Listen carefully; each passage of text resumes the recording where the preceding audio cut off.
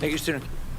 All right, I want to get you out to New York, where state leaders are getting ready for former Secretary of Hillary Clinton's deposition on the Epstein files are gathering. This is just outside of Chappaqua, New York. Let's go ahead and listen in. That was included in that subpoena has already either been interviewed by the Oversight Committee or sent in a statement that they had never met Epstein and had no knowledge of the investigation except the Clintons. We worked for 6 months to get the Clintons to come in, and then they acted like they were going to come in, and then they didn't show up. And obviously we moved to hold the Clintons in contempt. And I think one thing that surprised the Clintons, they assumed the Democrats on the committee would vote in a partisan manner and not vote to hold the Clintons in contempt. And what they learned was a majority of the Democrats on the committee either voted to hold the Clintons in contempt or voted present. And I think that's a statement that this investigation is serious. It is a bipartisan investigation. The American people have a lot of questions. To my knowledge, the Clintons haven't answered very many, if any, questions about their knowledge or involvement with Epstein and Maxwell. Again, no one's accusing at this moment the Clintons of any wrongdoing. They're going to have due process. But we have a lot of questions, and the purpose of the whole investigation is to try to understand many things about Epstein. How did he accumulate so much wealth? How was he able to surround himself with some of the most powerful men in the world? Was he an asset for our government or any other government? These are the questions that we're going to ask over the next 2 days, and hopefully we'll be able to get some answers. And as always, we're going to release the transcripts. We're going to release the video as soon as everyone has approved it. The normal process in a deposition is the attorneys would have the opportunity to review the transcript and review the video to make sure that there are no errors. And this is going to be a long video because this is going to be a long deposition. Today will be a long deposition, I would assume, and tomorrow will be an even longer deposition. Every member of the Oversight Committee is going to have questions for the Clintons, as well as our trained staff that do nothing but deposition. So after our hour of questioning, we're going to send a couple of members of the Oversight Committee out to be able to give you an update of what's going on and answer some questions. So with that, we'll answer a question or two, and then we'll go back to the Mr. Comer, are you concerned that there has been a cover-up of sexual abuse of a minor by President Trump? There are missing FBI records that appear to be. No, we're looking into the accusation by the NPR. We don't know the answer to that. We know what the administration says. We're still looking to get a definitive answer on that. But look, let's just be realistic here. If you go by a lot of what the Democrats have said, you had Jasmine Crockett accused Lee Zeldin of taking donations from Jeffrey Epstein. It was the wrong Jeffrey Epstein.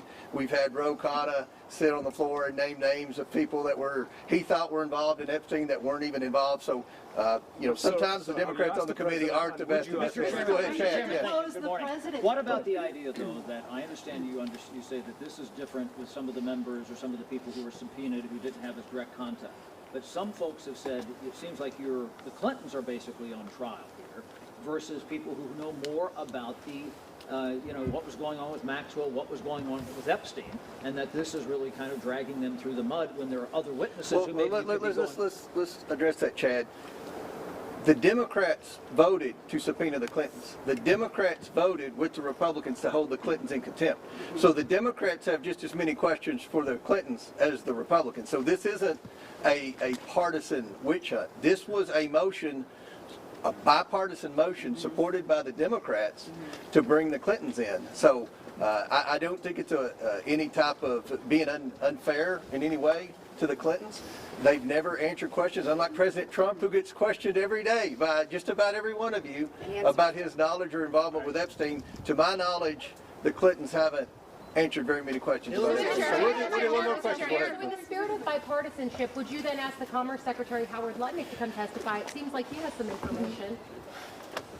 That's very possible, and I think I think it's a good possibility that his name will arise in some questioning today. It'll be on my list, and I have an email I printed off for Hillary to ask about Howard Lutnick today. So God's watches. We're asking again. And I want to remind everyone, we've already brought in Alex Acosta and Bill Barr for deposition. That's 2 Republicans in the Trump administration. So this isn't just about Democrats. This is about anyone that has any knowledge of Epstein, the investigation. I think we all agree the government failed. The government failed the victims. And what our role is, we can't prosecute anyone. But what we have been doing is getting transparency to the American people. We subpoenaed the estate. That had nothing to do with the discharge petition. We subpoenaed the documents for the estate. That's what the victims asked us to do. And what you're seeing is there is accountability finally happening. You've seen at least a dozen very powerful people, men and women, who have already resigned, many in disgrace from their board positions. So we're seeing accountability, but we have a desire to see a lot more accountability. We want to get the answers, and hopefully the next 2 days will be a step in the right direction on our investigation. Go ahead. One more, and then Well, that being said, I mean, Hillary Clinton has said she has no links to Jeffrey Epstein. She doesn't recall meeting him. So what specific information do you believe she has that warrants her testimony? Well, you'll see. I mean, we're going to ask a lot of questions, but with respect to when you look at all the co-conspirators, and we've all seen the unredacted documents, Maxwell was the main co-conspirator. No one brought more women in and lied to more women about what was going to happen with their involvement with Jeffrey Epstein than Ghislaine Maxwell.